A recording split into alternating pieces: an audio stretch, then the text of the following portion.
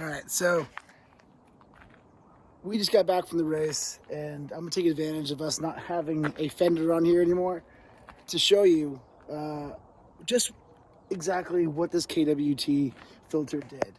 It was super silty, super sandy. I mean, it was like moon dust. You can see I'm barely touching it, and my hands are white.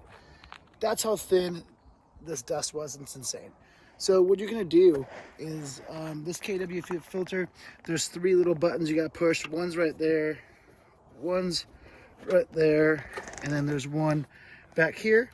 Push it. This tray should pop straight down. Oh man, it's a little dusty and dirty, but boom.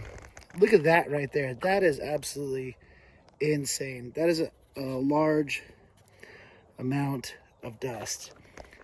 You guys ready for this? Bam.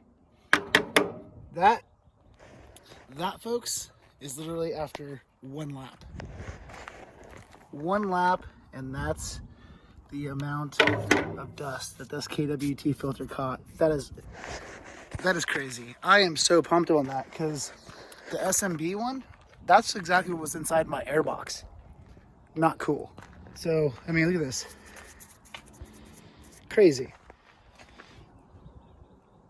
You can even see inside the ports there where it actually goes in. Those are all nice and clean.